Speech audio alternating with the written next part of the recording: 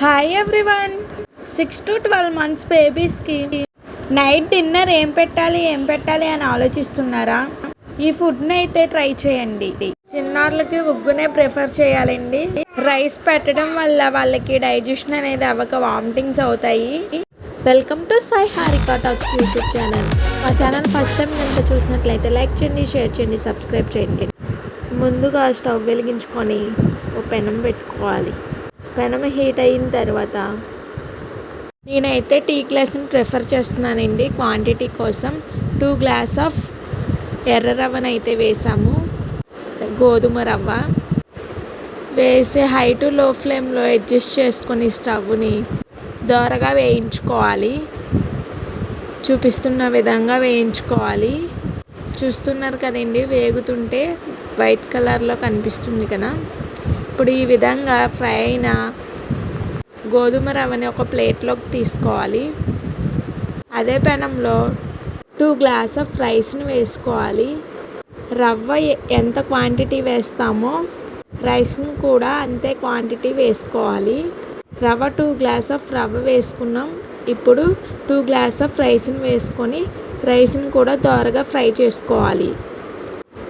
చూస్తున్నారు కదండి ఏ విధంగా ఫ్రై అవుతున్నాయో. ఫ్రై అయిన రైస్ని కూడా ఒక ప్లేట్లోకి తీసుకోవాలి. ఇందాక రవ్వని తీసుకున్నాం కదండి, సేమ్ అదే ప్లేట్లోనే రైస్ని కూడా ట్రాన్స్ఫర్ చేసేసుకున్నాను. నేనైతే స్టవ్ ఆఫ్ చేసేసుకోవాలి. స్టవ్ ఆఫ్ చేసుకొని దోరగా ఫ్రై అయిన రైస్ని ఆ ప్లేట్లోకి తీసుకొని చల్లారనివ్వాలి. ఒక 15 to 20 minutes పక్కన ఉంచుకోవాలి. బాగా చల్లారిన తర్వాత ఒక మిక్సీ జార్లోకి వీటిని వేసేసుకోవాలి. మిక్సీ జార్లో వేసుకొని మెత్తగా పౌడర్ లాగా మిక్సీ చేసుకోవాలి. చూస్తున్నారు కదండి, ఈ విధంగా. మిక్సీ జార్ అనేది తడిగా అయితే ఉండకూడదండి. అలా ఉండినట్లయితే పౌడర్ అనేది పాడవుతుంది. మిక్సీ చేసిన పౌడర్ని ఒక ప్లాస్టిక్ డబ్బాలో కానీ గాజు కంటైనర్లో కానీ స్టోర్ చేసుకోవాలండి. నార్మల్ స్టీల్ డబ్బాలో స్టోర్ చేసుకున్నట్లయితే పురుగు పడుతుంది.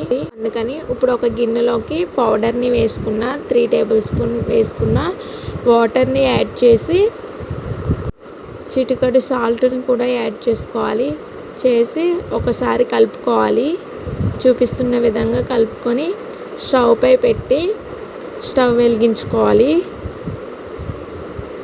స్టవ్ హై టు లో ఫ్లేమ్లో అడ్జస్ట్ చేసుకోవాలి. ఫస్ట్ హై ఫ్లేమ్లోనే ఉడికించాలి. ఉండలు కట్టకుండా అలా కలుపుతూ ఉండాలి. ఇన్ కేసు స్టవ్ పై పెట్టిన తర్వాత కలపనట్లయితే ఉండలు కడుతుంది. సో ఇప్పుడు నేనైతే ప్లాస్టిక్ డబ్బాలో స్టోర్ చేసుకుంటున్నా. కొంచెం థిక్ కన్సిస్టెన్సీలో వచ్చేంత వరకు ఉడికించుకోవాలి. బేబీస్కి ఫుడ్ పెట్టినట్లయితే చాలా అంటే చాలా హెల్దీ అండి.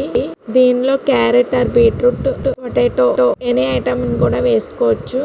ఉడుకుతుంది కదండి, స్టార్టింగ్లోనే తురుముకుంటాం కదండి, ఆ విధంగా అయినా వేస్తే త్వరగా ఉడుకుతుంది. చూస్తున్నారు కదండి, ఈ కన్సిస్టెన్సీ వచ్చాక స్టవ్ ఆఫ్ చేసుకోవాలి. రెడీ అయిపోయిందండి ఉగ్గు అనేది. లాస్ట్లో గీని అయితే యాడ్ చేస్తున్నా. నేనైతే ఏమీ యాడ్ చేయలేదు వీడియోలో. డే బై డే ఒక వెజిటబుల్ అనేది యాడ్ చేస్తానండి.